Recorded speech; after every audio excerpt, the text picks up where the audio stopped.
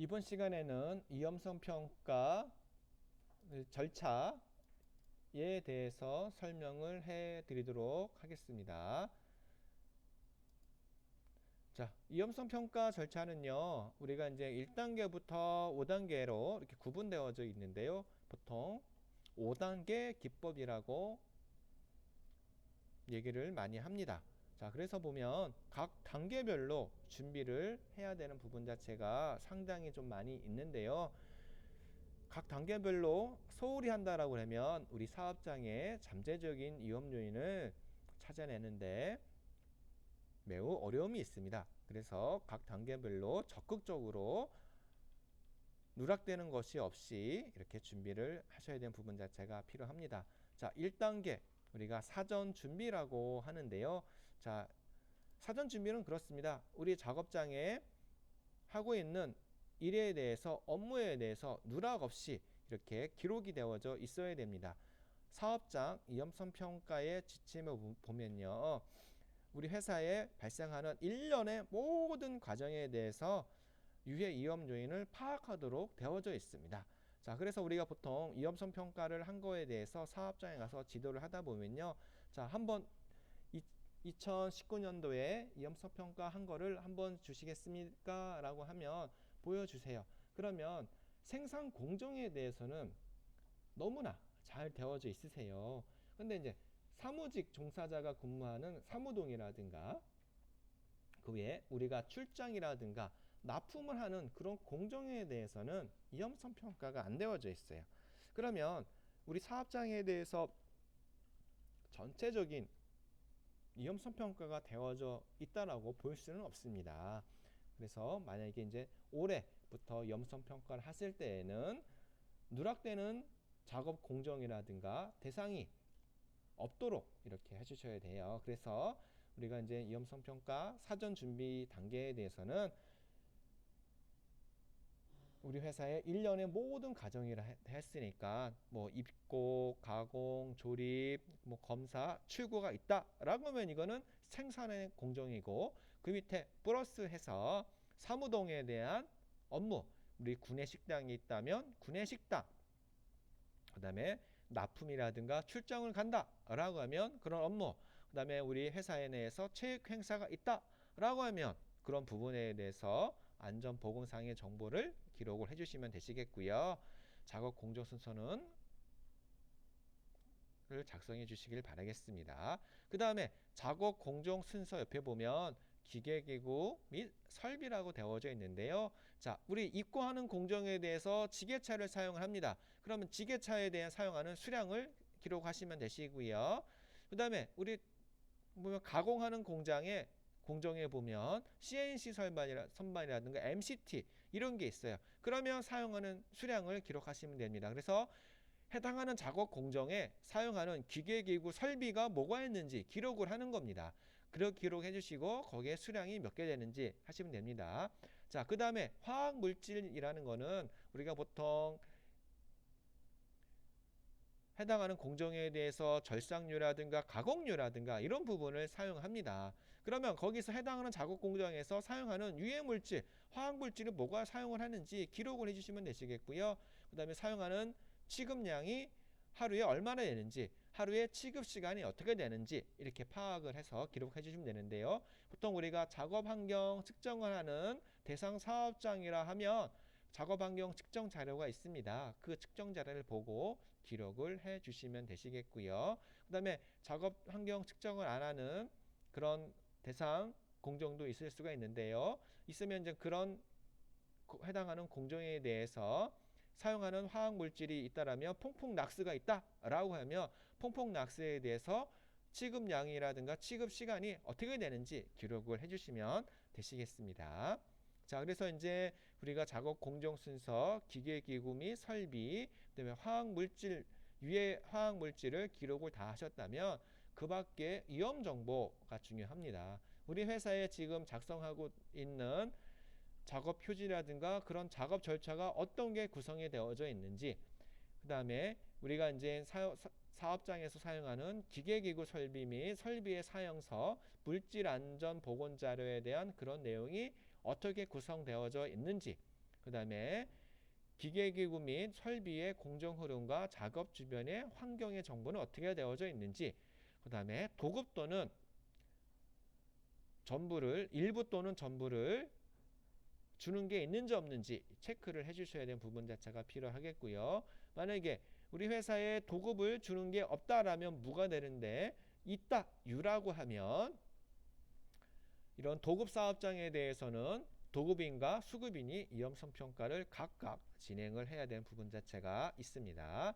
그리고 우리 회사에 3년 동안 발생했던 재해 사례라든가 그런 부분 자체가 있는지 없는지, 그 다음에 중량물을 인력 취급 작업 시 5kg면 5kg, 20kg면 20kg 들기, 밀기, 끌기 작업을 하는 게 있는지, 그 다음에 안전 작업 허가증을 필요한 작업이 있는지 없는지, 예를 들어서 뭐 밀폐 공간 작업이 있다 그러면 그런 작업, 그 다음에 이제 뭐 화기 작업에 대해서 작업 허가 필요하다 그러면 그런 내용에 대해서 기록을 해주시면 되시겠고요. 그 다음에 작업 환경 측정을 진행을 하고 있는지 없는지 이렇게 체크를 해주시면 되시겠습니다.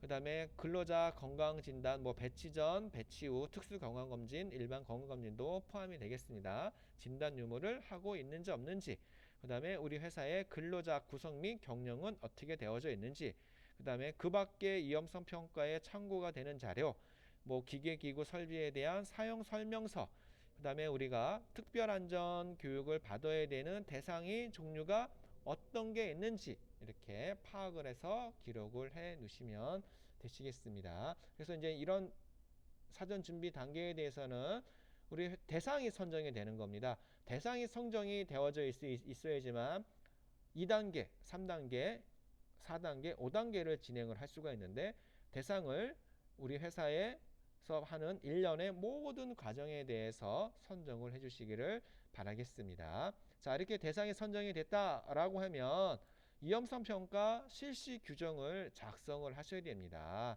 그래서 이 실시 규정의 내에는 우리 회사의 위험성 평가의 목적 및 방법, 평가 담당자 및 책임 및 역할, 위험성 평가 시기 및 절차, 근로자에 대한 주지 방법 및 유의사항, 결과의 기록 및 보전에 관한 사항이 있어야 되고요. 이 안에는 반드시 우리가 위험성 평가를 하고 진행을 할 때 수치화를 시켜야 되는 평가 척도가 명확하게 있어야 되는 부분이 있습니다. 우리가 수치화를 시켜야 될 때는 위험성 평가 추정과 결정을 3단계, 4단계에서 진행을 할 건데요. 이 수치가 명확하게 있고 기록을 할 때에는 대입을 해서 진행할 때는 여기에 수치에 맞게 진행을 하셔야 되는 부분 자체가 필요가 합니다.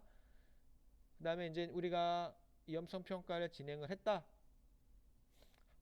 할 때에는 반드시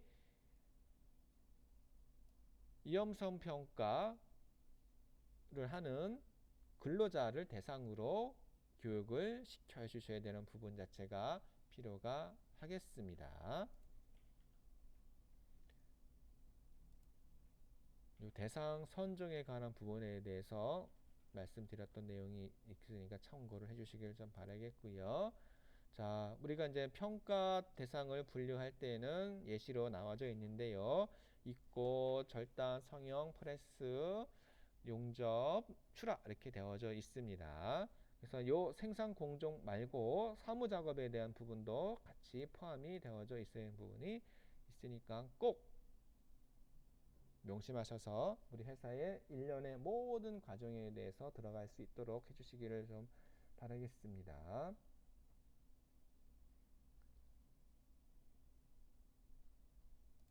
자, 또 이 사전 준비 단계에 대해서 조금은 필요한 내용이 있을 것 같아서 설명을 드리도록 하겠습니다. 다시 한번 설명드리겠습니다. 우리가 회사 내에서 사전 준비 단계에 대해서 두 번째 단계인 유해 위험 요인을 파악하기 위해 대해서는 기본적인 안전 보건 정보를 참조를 하여서 작성을 하셔야 되는 부분 자체가 필요합니다. 첫 번째, 우리 회사의 작업 표준 절차에 관한 정보. 두 번째, 기계기구 설비 사양성, 뭐 사용 설명서 포함이 되겠죠. 물질 안전 보건 자료 반드시 필요하겠고요. 단 유해 물질을 취급하는 사업장이 대상이 될 겁니다. 해당하는 공정에 사용을 하고 있다라고 하면, 자, 그러면 세 번째, 기계기구 설비 등의 공정 흐름과 작업 주변의 환경에 관한 정보. 그다음에 우리 회사에 도급을 주는 사업이 있다라고 하면 도급 사업장에 관한 정보. 그다음에 재해 사례, 재해 통계에 관한 정보. 여기서 하나 더 포함을 한다라고 하면 우리 회사에 같은 업종을 하거나 비슷한 업을 한다라고 하면 동종 재해 사례를 많이 수집을 하시는 게 좋습니다. 그런 동종 재해 사례를 많이 수집을 함으로 인해서 두 번째 단계인 유해 위험 요인 파악을 할 때 보면 이런 지게차다.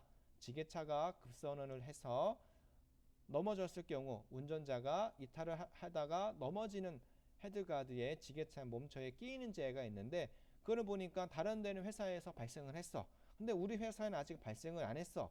그런 정보를 찾기 위해 대해서는 반드시 재해 사례를 많이, 동종 재해 사례를 많이 수집을 하셔야 되는 부분 자체가 필요하겠고요. 우리 회사의 작업 환경 측정을 한다라고 하면 작업 환경 측정 결과, 그다음에 근로자 건강 진단에 관한 정보, 그다음에 이제 그 밖에 담당자께서 위험성 평가에 참고가 되는 자료가 있다라고 하면 그런 자료를 같이 하시면 되겠고요. 여기서 예를 들어서 이제 한다라고 하면 두 번째 단계에 설명드리겠지만, 우리가 이제 위험성 평가를 진행을 할 때 사전 준비 단계에 할 때 근로자를 대상으로 청취조사라든가 설문지를 한번 이렇게 이제 배포를 하셔가지고 그걸 회수를 하셔서 어떠한 위험 요인이 많이 노출되어져 있는지 파악하는 것도 하나의 방법이라고 할 수가 있겠습니다. 그래서 이상으로 1단계 사전 준비에 대해서 설명드렸습니다. 감사합니다.